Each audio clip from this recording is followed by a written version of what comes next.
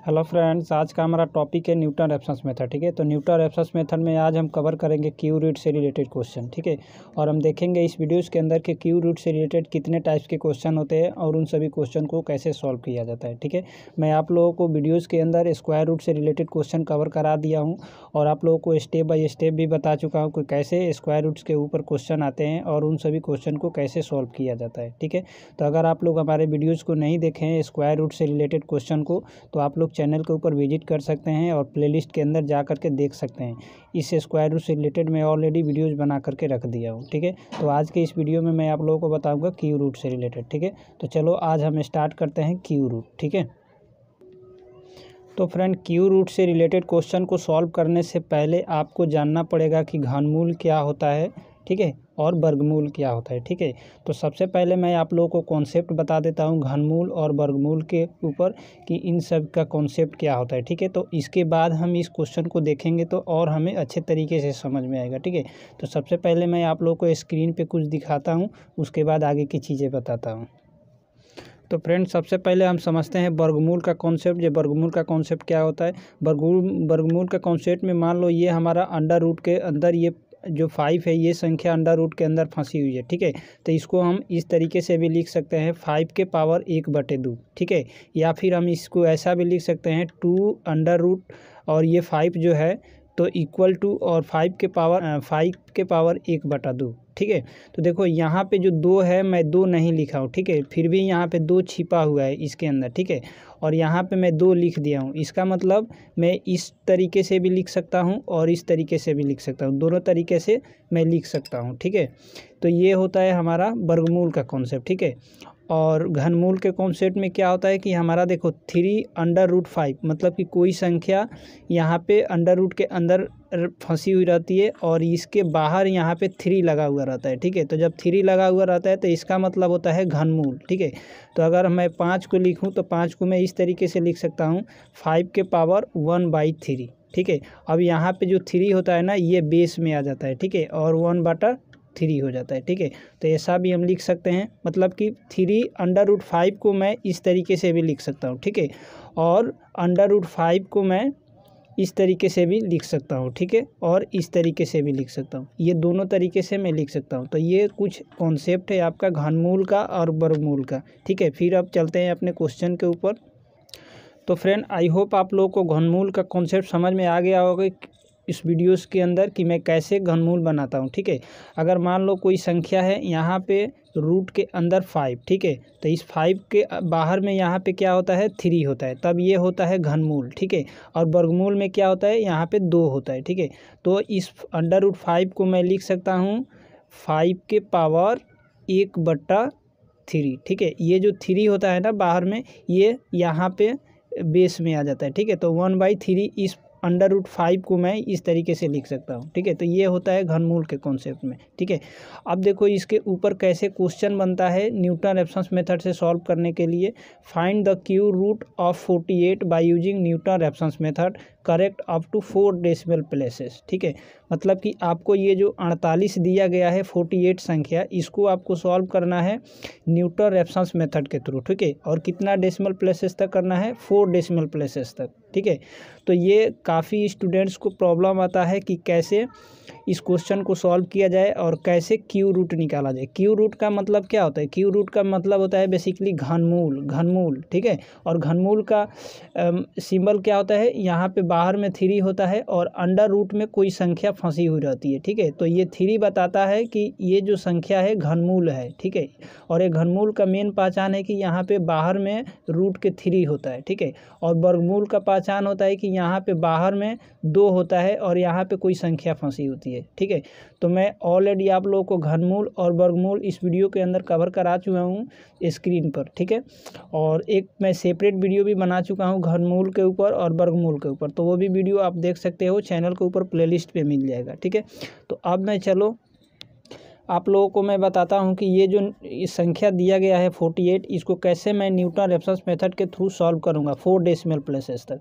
ठीक है, तो सबसे पहले ये जो आप संख्या देख रहे हो, इस संख्या से सबसे पहले आपको निकालना पड़ेगा इक्वेशन। ठीक है, EQUATION। ठीक है, इक्वेशन निकालना पड़ेगा। उसके बाद आपको फंक्शन बनाना पड़ेगा। ठीक है, और फंक्शन बनाने के बाद आपको न्यूटन रेफरेंस मेथड का कॉन्सेप्ट यूज करना है। ठीक है, तो देखो अगर मैं बताऊं आपको, तो अगर आपको मैं डायरेक्टली यहाँ पे फंक्शन लिख देता हूँ ना कोई सा भी, तो आप easily Newton reference method formula लगा करके इस क्वेश्चन को सॉल्व कर लेते हो। ठीक है, क्योंकि मैं ऑलरेडी बता चुका हूँ काफ़ी एग्जांपल्स के अंदर और इंट्रोडक्शन वीडियोज़ के अंदर भी बता चुका हूँ न्यूटन रेफरेंस मेथड के थ्रू। ठीक है, लेकिन अब यहाँ पे प्रॉब्लम है, जो यहाँ पे तो आपको डायरेक्ट कोई संख्या दिया गया है, तो ये संख्या को अब कैसे मैं सबसे पहले इक्वेशन में कैसे बनाऊं, फिर इस संख्या से इक्वेशन निकाल करके फंक्शन कैसे क्रिएट करूं, और फिर फंक्शन में मैं कैसे न्यूटन रेफरेंस मेथड का कॉन्सेप्ट यूज करूं। ठीक है, तो सबसे पहले आपका मेन काम है इस संख्या से आपको इक्वेशन बनाना। ठीक है, तो इक्वेशन बना लेते हो तो इसका मतलब कि आपको फंक्शन भी मिल जाएगा, और जब फंक्शन मिल जाएगा इसका मतलब कि अब आप न्यूटन रेफरेंस मेथड अप्लाई कर सकते हो। ठीक है, तो कहीं ना कहीं सबसे मेन काम है आपका इक्वेशन बनाना। तो इक्वेशन बनाने में काफ़ी स्टूडेंट को प्रॉब्लम आता है, समझ में नहीं आता है कि इस 48 जो दिया गया है, इस नंबर से मैं कैसे इक्वेशन क्रिएट करूं। ठीक है, और देखो यहाँ पे क्वेश्चन में क्यू रूट बोला गया है। क्यू रूट मतलब कि हमें घनमूल पे काम करना है। ठीक है, अगर यहाँ पे स्क्वायर रूट बोलता तो मैं वर्गमूल पे काम करता। ठीक है, तो क्वेश्चन में आपको मेंशन रहता है कि स्क्वायर रूट निकालना है कि क्यू रूट निकालना है। तो देखिए इस क्वेश्चन में दिया गया है क्यू रूट, तो इसका मतलब कि मैं घनमूल पे काम करूँगा। ठीक है, तो फ्रेंड ये जो 48 है ना, 48 ये क्वेश्चन के अंदर अभी तो फिलहाल में 48 है, लेकिन आपके पेपर जब आता है आपका, उसमें आपको 35 भी दिया जा सकता है नंबर, या फिर 37 भी दिया जा सकता है, या फिर 5 भी सिर्फ दिया जा सकता है। कोई सा भी आपको नंबर दे दिया जा सकता है आपके पेपर के अंदर। ठीक है, और आपसे पूछ लिया जाएगा कि आपको क्यू रूट निकालना है इस नंबर का और न्यूटन रेफरेंस मेथड का यूज करना है, और 4 डेसिमल प्लेसेस भी पूछ लिया जाएगा, या फिर 3 डेसिमल प्लेसेस भी पूछ लिया जाएगा। किसी भी तरीके से आपके क्वेश्चन आपसे पूछा जा सकता है। ठीक है, तो मैं इस वीडियो में आपको 48 के ऊपर बताऊंगा। ठीक है, और बाकी के आपको एग्जांपल खुद से सॉल्व करना है। 35 के ऊपर सॉल्व करना है। ठीक है, उसके बाद 37 के ऊपर सॉल्व करना है, ताकि आप लोगों को प्रैक्टिस हो जाए इस क्वेश्चन को सॉल्व करने के लिए। ठीक है, और आप लोगों को कमेंट सेक्शन में बताना है कि अगर आपने 35 पे निकाला है इसका cube root Newton reference method के थ्रू, तो कितना आपका आंसर आया है। ठीक है, और फिर अगर आपने 37 पे निकाला है न्यूटन रेफरेंस मेथड के थ्रू क्यू रूट, तो कितना आंसर आया है। ठीक है, आप लोगों को कमेंट में ज़रूर बताना है। तो चलो फ्रेंड, मैं सबसे पहले आप लोगों को कॉन्सेप्ट बताता हूँ 48 के ऊपर। तो फ्रेंड ये जो सब नंबर दिया गया है 48, इस नंबर को मैं सबसे पहले x के इक्वल लिखूंगा। ठीक है, तो लेट में लिखूंगा, लेट x = 48। ठीक है, अगेन इस नंबर को मैं क्यू मुझे करना है, तो इसका मतलब कि मैं इस नंबर का मैं फॉर्मेट चेंज कर लूँगा। तो मैं चेंज करूँगा, तो यहाँ पे देखो x का x होगा, इक्वल टू का होगा। ठीक है, और मैं 48 को इस टाइप से लिख लूँगा। ठीक है, देखो 48 को मैं इस तरीके से भी लिख सकता हूँ। ठीक है, मैं ऑलरेडी आप लोगों को बताया हूँ घनमूल के अंदर कि कैसे लिखा जा सकता है। ठीक है, और इसका लिखने का देखो तरीका क्या होता है, 3/√48, रूट के अंदर आएगा आपका 48 और 3 आपका बाहर जाएगा। तो 3 जैसे बाहर जाएगा, इसका मतलब कि यहाँ पे घनमूल पे काम हो रहा है, क्यू रूट पे काम हो रहा है। ठीक है, इसके लिए एक फार्मूला होता है, यहाँ पे आप देख सकते हो। अगर मान लो कोई संख्या रूट के अंदर फंसी हुई है और इसके बाहर में 3 है, इसका मतलब कि ये घनमूल का क्वेश्चन है। ठीक है, तो देखो इसको लिखने का तरीका होगा, इस संख्या का पावर हो जाता है 1/3। ये जो 3 आप देख रहे हो ना, ये 3 आपका यहाँ पे पावर के नीचे आ जाता है। ठीक है, मतलब कि बेस में आ जाता है। ठीक है, तो आपका इस संख्या का पावर हो जाता है 1/3 अगर इस टाइप का संख्या हो तो। ठीक है, तो देखो यहाँ पे मेरा संख्या जो है ये नंबर 48, यहाँ पे x की जगह पे क्या है हमारा 48 है, और बाहर क्या है मेरा, देखो यहाँ पे 3 है। ठीक है, तो इसको मैं इस टाइप से भी लिख सकता हूँ 48 और इसका पावर 1/3। ठीक है, तो जब इतना मैं लिख लूँगा ना, अब मैं करूँगा क्यू बोथ साइड, मतलब कि दोनों साइड अब मैं क्या निकालूंगा, इसका क्यू ले लूँगा। तो देखो x का क्यू लूँगा तो x आएगा।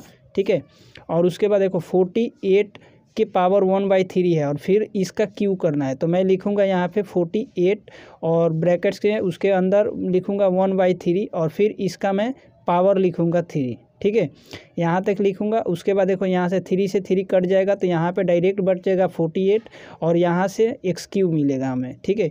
तो मेरा अब इक्वेशन जो बनेगा, मेरा इक्वेशन बनेगा x, तो अब मेरा जो इक्वेशन बनेगा x³ = 48, ठीक है। 48 मेरा इक्वेशन बना, ठीक है। अब देखो ये जो 48 आप देख रहे हो 48, इस नंबर को आप राइट साइड से लेफ़्ट साइड भी लेकर के जा सकते हो, या फिर ये जो x3 आपको दिख रहा है इसको आप लेफ़्ट साइड से राइट साइड भी लेकर के आ सकते हो। यहाँ पे 2 तरीके से इसको सॉल्व कर सकते हो, लेकिन ठीक है, लेकिन आप लोग ज़्यादा कोशिश करना, ये जो 48 है ना, इसको आप राइट साइड से लेफ़्ट साइड ही लेकर के जाना, ठीक है। तो इसको आप ले करके चले जाओ तो यहाँ पर बचेगा x³ और देखो 48 प्लस में है तो इधर आएगा तो माइनस में हो जाएगा 48 और इधर बचेगा हमारा 0, ठीक है। उसके बाद जैसे आपको इक्वेशन मिल जाएगा उसके बाद आपको इसको फंक्शन मान लेना है, ठीक है। अब देखो यहाँ पर आपको फंक्शन मिल गया है, मतलब कि मैंने इस 48 जो नंबर दिया गया है इस नंबर से मैंने फंक्शन बना लिया, ठीक है। तो जब आपको फंक्शन मिल जाएगा तो इसका मतलब कि अब आप लोगों को पता ही है कि यहाँ पे न्यूटन रैप्सन मेथड कैसे यूज किया जाता है। इसमें हम फंक्शन के अंदर वैल्यू रखेंगे 0, फिर फंक्शन के अंदर वैल्यू रखेंगे 1, फिर 2, फिर 3, इस टाइप से फंक्शन का वैल्यू चेक करेंगे कि कब मेरा फंक्शन का वैल्यू पॉजिटिव मिलता है, कब मेरा फंक्शन का वैल्यू नेगेटिव मिलता है, ठीक है। और ये दोनों वैल्यू को मैं फिर क्या करूँगा, नंबर लाइन पे लिखूँगा। नंबर लाइन पे लिखने के बाद इनको चेक करूँगा कि 0 के नियरेस्ट कौन सी वैल्यू है, मतलब कि सबसे नज़दीक कौन सी वैल्यू है, ठीक है। और जो वैल्यू मिलेगा मेरा फंक्शन का 0 के करीब, उसके करस्पॉन्डिंग में जो मैं फंक्शन का वैल्यू रखा हूँ फंक्शन के अंदर, वही वैल्यू मेरा x0 की वैल्यू हो जाएगा, ठीक है। तो यहाँ पे न्यूटन रैप्सन मेथड के अंदर क्या है, मेन फंडामेंटल होता है x0 की वैल्यू निकालना, ठीक है। जैसे x0 की वैल्यू मिल जाता है उसके बाद आप इटरेशन को परफॉर्म कर लेते हो, ठीक है। तो चलो मैं इसमें फंक्शन के अंदर स्टेप बाय स्टेप मैं वैल्यू रख करके देखता हूँ और इटरेशन परफॉर्म करके देखता हूँ। तो फ्रेंड एक बार मैं आप लोगों को बताना चाहता हूँ, यहाँ पे जो मेरा फंक्शन का वैल्यू मिला है, वैल्यू है मेरा x³ - 48, ठीक है, मतलब कि x³ - 48 48, ठीक है। अब देखो यहाँ पे अगर कोई दूसरा नंबर हो जाएगा, ठीक है, 37 हो जाएगा तो इसके अकॉर्डिंग आपका फंक्शन का यहाँ पे वैल्यू हो जाएगा 37, ठीक है। तो जिस टाइप से यहाँ पे आपका वैल्यू क्वेश्चन में दिया रहता है उसी टाइप से आपका फंक्शन बनता है और इक्वेशन बनता है, ठीक है। तो आप लोगों को बस वीडियो में इसमें कॉन्सेप्ट बता दिया हूँ, बाकी के जितना भी अगर आप लोगों को पेपर में कोई सा भी यहाँ पे नंबर आता है उस नंबर के हिसाब से इसी तरीके से आपको क्यू रूट निकालना है, ठीक है। और क्वेश्चन में ध्यान से पढ़ना है, यहाँ पे जो आपको क्यू रूट ही बोलना चाहिए, ठीक है। अगर स्क्वायर रूट बोले तो फिर आपको दूसरा कॉन्सेप्ट यूज करना है, वर्गमूल वाला, जो कि मैं ऑलरेडी प्रीवियस लेक्चर के अंदर करा चुका हूँ, ठीक है। तो फ्रेंड आई होप यहाँ तक आप लोगों को कॉन्सेप्ट समझ में आ गया होगा। तो अब चलो मैं फंक्शन के अंदर वैल्यू रख करके देखता हूँ और उसे नंबर लाइन पे निकाल करके x0 की वैल्यू निकालता हूँ, ठीक है। न्यूटन रैप्सन मेथड अप्लाई करने के लिए इस फंक्शन के ऊपर सबसे पहले मैं फंक्शन में 0 रखूँगा तो मेरा फंक्शन का वैल्यू आया है -48 जो कि निगेटिव वैल्यू है। फिर अगेन मैं 1 रखूँगा तो मेरा फंक्शन का वैल्यू आया -47, ठीक है। तो देखो एक वैल्यू मेरा निगेटिव है, दूसरा भी वैल्यू निगेटिव है। अगेन मैं एक x की वैल्यू 2 रख करके देखूँगा, मेरा फंक्शन का वैल्यू मिला है -40 जो कि अगेन निगेटिव है। फिर उसके बाद फिर अगेन मैं फंक्शन में 3 रख करके देखूँगा, मेरा फंक्शन का वैल्यू मिला है -21, अगेन मेरा निगेटिव आया। फिर फंक्शन में मैं 4 रख करके देखूँगा, मैंने फंक्शन में 4 रखा, मेरा वैल्यू आया 16, ठीक है। तो देखो प्लस में मेरा वैल्यू मिला है, पॉजिटिव वैल्यू, ठीक है। तो इन दोनों वैल्यू को मैं क्या करूँगा, सेलेक्ट करूँगा और बाकी के वैल्यू को मैं रिजेक्ट कर दूँगा, ठीक है। अब इन दोनों वैल्यू देखो -21 है और 16 है प्लस में, ठीक है। अब इसको मैं नंबर लाइन पे लिखूँगा, ठीक है। तो चलो मैं नंबर लाइन पे लिख लेता हूँ। इधर सेंटर में मेरा 0 होता है, इधर की वैल्यू मेरा पॉजिटिव होता है और इधर की वैल्यू मेरा निगेटिव होता है, ठीक है। अब देखो यहाँ पे -21 है, ठीक है। तो 0 के लेफ़्ट साइड में जाएगा 21, मतलब कि यहाँ पे आएगा, ठीक है। और प्लस में 16 है 16, मतलब कि 0 के राइट साइड में 16 आएगा, यहाँ पे आएगा, ठीक है। अब एक बात आपको देखना है कि कौन सी वैल्यू मेरा 0 के करीब है, मतलब कि निकटतम 0 की कौन सी वैल्यू है, नियरेस्ट टू 0, ठीक है। तो अगर मैं 16 के पास जाता हूँ तो ये 16 टाइम्स में मतलब कि 16 बार में यहाँ पे मिलेगा। अगर मैं 21 के पास जाता हूँ तो काफ़ी दूर है 21 जीरो से, ठीक है। तो अब देखो ये जो 16 है मेरा जीरो के सबसे नज़दीक है, ठीक है। तो अब देखो 16 मेरा कहाँ है, फंक्शन का वैल्यू यहाँ पे है, ठीक है। अब 16 कब मिला है, जब मैं फंक्शन में रखा हूँ 4, तो ये मेरा x0 की जो वैल्यू बनेगा 4 बनेगा। तो मैं यहाँ पे लिखूँगा x0 इक्वल टू 4, ठीक है। अब ये मेरा x0 की वैल्यू होगा, ठीक है। तो देखो x0 की वैल्यू मेरा 4 मिला है, ठीक है। अब मैं x0 की वैल्यू पे क्या निकालूंगा, फंक्शन का वैल्यू निकालूंगा। तो देखो मैं x0 जो मेरा 4 है, मतलब कि 4 पे मेरा फंक्शन का वैल्यू है 16। अब मुझे चाहिए एफ डैश, ठीक है। एफ डैश निकालने के लिए मैं डिफ्रेंशिएशन करूँगा इस फंक्शन का, ठीक है। तो फंक्शन का डिफ्रेंशिएशन में निकालूंगा, तो यहाँ पे मेरा डिफ्रेंशिएशन होगा dx³/dx, ठीक है। तो dx³/dx में मेरा देखो इसका डिफ्रेंशिएशन होगा 3x² माइनस में 0। देखो ये कांस्टेंट है, तो कांस्टेंट का डिफ्रेंशिएशन मेरा 0 होता है, तो 0 का 0 यहाँ पे लिखूंगा, ठीक है। अब देखो ये जो है ना, ये इसका मैं डिफ्रेंशिएशन इस फार्मूले से निकालूंगा, ठीक है। इसका फार्मूला होता है, अगर कोई फंक्शन dx⁻n/dx के फॉर्मेट में हो तो इसका फार्मूला होता है xn(n-1), ठीक है। तो देखो यहाँ पे n की जगह पे 3 है, तो 3 का 3 x का x, और 3 - 1 में मेरा 2 आएगा, ठीक है। तो यहाँ पे 3x² - 0 होगा, ठीक है। तो एफ डैश की मेरा वैल्यू मिलेगा 3x², है ना। उसके बाद इसमें मैं x0 की वैल्यू रखूँगा, मतलब कि 4 रखूँगा। तो मैंने 4 रखा तो मेरा वैल्यू मिला 48, ठीक है।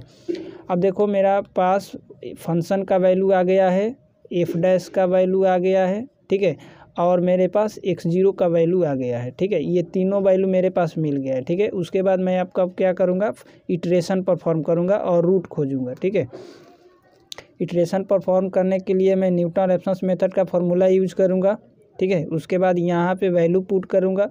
वैल्यू पुट करने के बाद इसे कैलकुलेटर से सॉल्व कर लूँगा, ठीक है। कैलकुलेटर से सॉल्व करने के बाद मेरा वैल्यू आएगा 3.66666, मतलब कि उसके बाद 7, 1 2 3 4 5 टाइम्स 6 आएगा, उसके बाद लास्ट में 7 आएगा, ठीक है।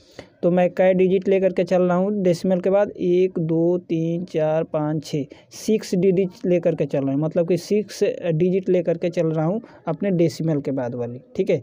अब देखो क्वेश्चन में मुझे बोला गया है कितना डिजिट मैच कराने के लिए, 4 डिजिट, ठीक है, 4 डिजिट। तो 4 डिजिट तो मैच कराने के लिए बोला गया है, और मैं 2 और एक्स्ट्रा लेकर के चलता हूँ, ठीक है, अपने कैलकुलेशन के अंदर। तो मेरा टोटल बनेगा 6 डिजिट, ठीक है। मैं 2 एक्स्ट्रा लेकर के किस लिए चल रहा हूँ, मैं इसलिए चलता हूँ ताकि मेरा जो रूट है जल्दी मिल पाए, है ना। तो फ्रेंड अब मैं फंक्शन के अंदर ये वाली वैल्यू रखूँगा x1 की, ठीक है, रूट की, और उसके बाद एफ ऑफ x1 निकालूंगा और एफ डैश x1 निकालूंगा। फ्रेंड मैंने फंक्शन में वैल्यू डाल दिया, ठीक है, x1 का, ठीक है। मेरा फंक्शन का वैल्यू 1.296309, ठीक है, ये इतना वैल्यू आया। उसके बाद एफ डैश के अंदर मैंने रखा, ठीक है। तो एफ डैश का मेरा फंक्शन ये है, इसमें मैंने वैल्यू पुट किया। तो देखो इन दोनों, इसका तो पहले मैंने स्क्वायर किया, फिर स्क्वायर करके इससे मल्टीप्लाई किया, तो मेरा वैल्यू मिलेगा इतना 40.333340, ठीक है। तो देखो अब मेरे पास फंक्शन का वैल्यू मिल गया, एफ डैश का वैल्यू मिल गया, ठीक है। अब मैं इटरेशन नंबर 2 परफॉर्म करूँगा, ठीक है। इटरेशन नंबर 2 में मैं रूट निकालूंगा। देखो x2 मेरा निकलेगा, यहाँ पे फार्मूला यूज होगा न्यूटन रेफरेंस मेथड का, ठीक है। फ्रेंड ये जो आप करते हो ना, ये सभी आपको कैलकुलेटर से करना है, ठीक है, न साइंटिफिक कैलकुलेटर से करना है, ताकि आप लोगों को कोई प्रॉब्लम नहीं हो कैलकुलेशन करने में। और साइंटिफिक ही कैलकुलेटर आपको अलाउ होता है एग्ज़ाम के अंदर, तो आप लोग ले करके जाना, है ना। तो यहाँ पे आपका फार्मूला यूज होगा, यहाँ पे हम वैल्यू पुट करेंगे, ठीक है। उसके बाद वैल्यू पुट करने के बाद यहाँ पे मैं इसे कैलकुलेटर से सॉल्व करूँगा, तो मेरा वैल्यू मिलेगा इतना 3.634528। ये मेरा x2 का वैल्यू है रूट का, है ना। अब फिर अगेन इसको मैं फंक्शन के अंदर रखूँगा, तो मैं यहाँ पे फंक्शन के अंदर रख दिया हूँ। तो मेरा वैल्यू आया 0.011365, ठीक है। और फिर मैं एफ डैश के अंदर रख दिया हूँ, तो एफ डैश के अंदर मैंने वैल्यू रखा यहाँ पे, फिर अगेन इसका स्क्वायर किया और उसके बाद इतना से 3 से मल्टीप्लाई किया, ठीक है। तो मेरा वैल्यू आया 39.629381, ठीक है। उसके बाद मैं अगला इटरेशन परफॉर्म करूँगा, मैं अगला इटरेशन परफॉर्म करता हूँ। फ्रेंड मैं इटरेशन इसलिए परफॉर्म करता हूँ ताकि मुझे रूट का वैल्यू मैच कराना है, ठीक है। जैसे मेरा रूट का वैल्यू मैच होना शुरू हो जाएगा मैं वहीं पे स्टॉप हो जाऊँगा, ठीक है। अब मैं इटरेशन नंबर 3 परफॉर्म करूँगा। इसमें रूट का वैल्यू निकलेगा, यहाँ पे न्यूटन रेफसन मेथड का मैं फार्मूला यूज करूँगा, यहाँ पे मैं वैल्यू रखूँगा, ठीक है। और इसे मैं कैलकुलेटर से सॉल्व करूँगा तो मुझे वैल्यू मिलेगा 3.634242, है ना। अब देखो इटरेशन नंबर मेरा 3 में रूट का वैल्यू है 3.634242, ठीक। और इटरेशन नंबर 2 में मेरा रूट का वैल्यू है 3.6345 और 28, ठीक है। तो ये दोनों रूट का जो वैल्यू है एक दूसरे से मैच नहीं कर रहा है, ठीक है। आप देख रहे हो यहाँ पे एक दूसरे से मैच नहीं कर रहा है, ठीक है, मिल नहीं रहा है, ठीक है। तो इसका मतलब कि मुझे और अब आगे इटरेशन परफॉर्म करना पड़ेगा, ठीक है। तो मैं इटरेशन नंबर 4 परफॉर्म करूँगा, ठीक है। इटरेशन नंबर 4 परफॉर्म करने से पहले ये जो वैल्यू है इस पर मैं फंक्शन का वैल्यू कैलकुलेट करूँगा। तो मैंने फंक्शन के अंदर रखा, मेरा वैल्यू मिला 0.4032, ठीक है। अब एफ डैश के अंदर अगेन मैं रखूँगा, मेरा वैल्यू मिलेगा देखो 39.623144, ठीक है। ये मेरा एफ डैश का वैल्यू है, ठीक है। और ये मेरा फंक्शन का वैल्यू है, ठीक है। और ये देखो यहाँ पे क्या हो रहा है, पहले तो मैं स्क्वायर करूँगा इस नंबर का, फिर उस नंबर से मैं 3 से मल्टीप्लाई कर दूँगा, ठीक है। तो इतना वैल्यू मेरा मिलेगा, है ना। अब इटरेशन नंबर मैं 4 परफॉर्म करूँगा, ठीक है। इटरेशन नंबर मैं 4 परफॉर्म करूँगा, यहाँ पे रूट का वैल्यू मैं निकालूंगा, यहाँ पे मैं फार्मूला यूज करूँगा, फार्मूला यूज करके उसके बाद इसमें वैल्यू पुट करूँगा। वैल्यू पुट करने के बाद मैं इसे कैलकुलेटर से सॉल्व करूँगा। कैलकुलेटर से सॉल्व करूँगा तो मेरा वैल्यू आएगा 3.634242, ठीक है। अब फ्रेंड ये एक बार यहाँ पे देखो आप, इटरेशन नंबर 4 में मेरा वैल्यू मिला है रूट का 3.634242 और इटरेशन नंबर 3 में मेरा रूट का वैल्यू मिला है 3.634242, ठीक है। तो देखो ये दोनों रूट का जो वैल्यू है एक दूसरे से मिल रहा है, ठीक है। डेसिमल के बाद की जो संख्या है 63424263442, ठीक है। तो इस पे हम यहीं पे अब रुक जाएंगे। अब लिखेंगे so that approximate root value 3.634242 और यही मेरा करेक्ट आंसर हो जाएगा, ठीक है। फ्रेंड देखो मेरे क्वेश्चन में 4 डेसिमल तक बोला गया है, ठीक है। मतलब कि डेसिमल के बाद की जो संख्या है 4 डिजिट तक आपको मैच करवाना है, ठीक है। लेकिन मेरा जो रूट का वैल्यू निकला है डेसिमल के बाद में मेरा 6 संख्या मैच कर रहा है, ठीक है, रूट का। तभी भी कोई दिक्कत नहीं है, मेरा जो क्वेश्चन में 4 है वो भी ठीक है। अगर 4 पे मैच करता तो भी मेरा क्वेश्चन का आंसर सही होता। अगर 6 डिजिट मैच कर रहा है तभी मेरा क्वेश्चन का आंसर सही है, ठीक है। तो ऐसा कुछ आपको कन्फ्यूजन नहीं लेना है और इसको सॉल्व करने के लिए आपको साइंटिफिक कैलकुलेटर का इस्तेमाल करना है, ठीक है। तो फ्रेंड उम्मीद करता हूँ आपको मेरा वीडियो बहुत अच्छे से पसंद में आया होगा, ठीक है। वीडियो पसंद में आया है तो आप हमारे वीडियोज़ को लाइक करिए, शेयर करिए, कोई डाउट्स है तो कमेंट करिए, ठीक है। और को चैनल पे फर्स्ट टाइम आए हैं तो आप लोग चैनल को सब्सक्राइब करके रखिए, ठीक है। और ये आपको कॉन्सेप्ट ज़रूर याद करके रखना है इस 48 नंबर के लिए, ठीक है। अगर यहाँ पे 37 आएगा तो अभी भी यही कॉन्सेप्ट यूज होगा, बस आपका यहाँ पे 48 की जगह पे आपका बन जाएगा 37, ठीक है। बाकी के आप लोग कैलकुलेशन खुद से करना है और न्यूटन रेफसन मेथड का यूज करना है, ठीक है। नेक्स्ट वीडियो कौन सी टॉपिक पे चाहिए ये भी आप लोग कमेंट सेक्शन में बता सकते हैं। Thank you.